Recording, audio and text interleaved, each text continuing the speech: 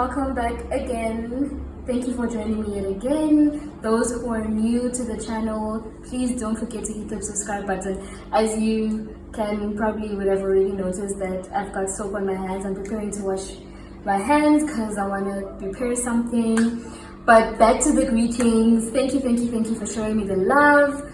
I in turn give the love right back to you by giving you the content. So please do watch. Today I'm going to be talking about how to cook for a Zimbabwean man, your everyday lifestyle of how to cook or what to cook rather for a Zimbabwean man. So I'm just going to cook something up real quick. Just a normal pap and vleis, sadza and muriwo and nyama as the Shona people call it. So yeah, stay tuned for more.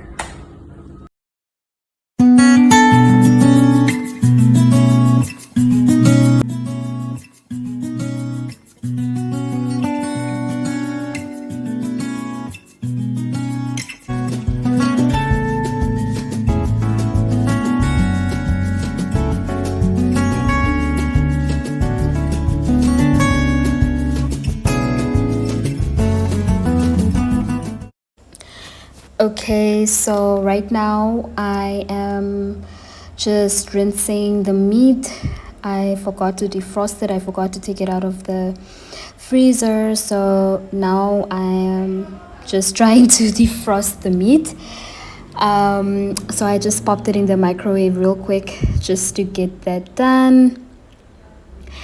And so I actually already want to now put on the stove to get the water boiling.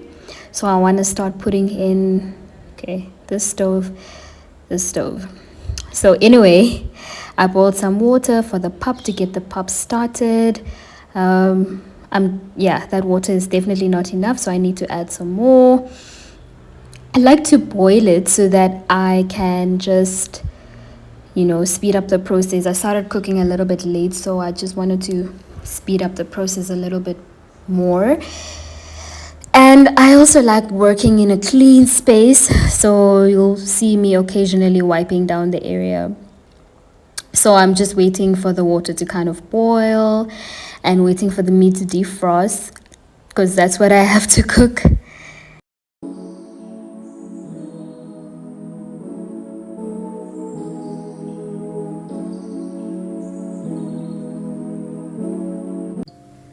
Okay, so I forgot to mention the method of pap that I used was when the water was boiling, I poured in the mealie meal and I stirred continuously to avoid lumps.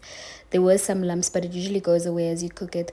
So now I realized it wasn't thick enough, so I just made that mixture again with cold water and hopefully, it actually was thick enough as time went on.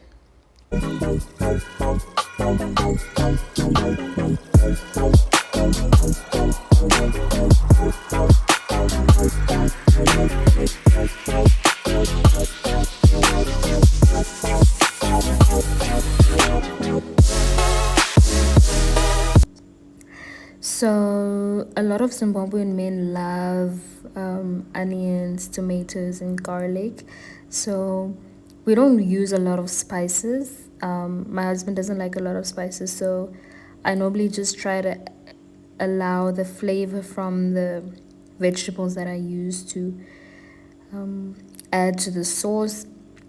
So this is just me cutting up some onions, some tomatoes, some garlic, just for that flavor and for that sauce, because I don't use soup packets, so this is gonna have to work for me.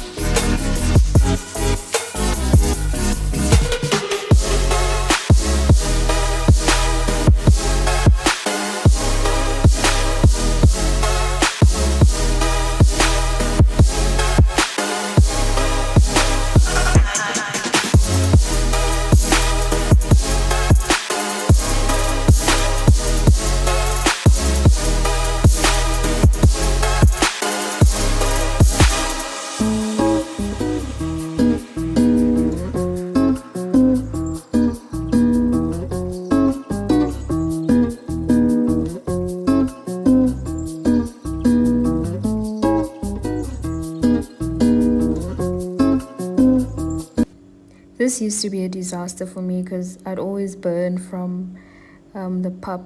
But I've realized that when I let it simmer for a while, it calms down and it's easier for me to finish it off. So I'm just realizing now. I don't know a lot of the English terms of whatever I'm doing here, but I'm mixing in milli meal. That's where I get my strength from. Be making pap almost every day.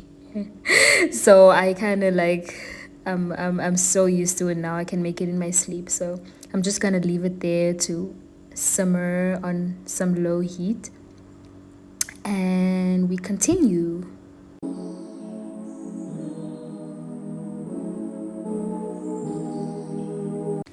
Okay, so I realized the meat is really tough, so I need to cut it up. So that's me cutting it up in small pieces. So here, this is my favorite part. This is one of my favorite vegetables out there. It's called, some people refer to it as African kale, some people refer to it as chumolia, but you know what? It's those green leafy vegetables that are normally found in the northern part of Namibia, in Zambia and Zimbabwe mostly. And we love them. We love them. That's me washing them. You have to wash them properly. And I love cutting them. I love cutting them up myself. So they have to be really thin. It's just more pleasing to the eye for them to be thin. So this is me cutting them up.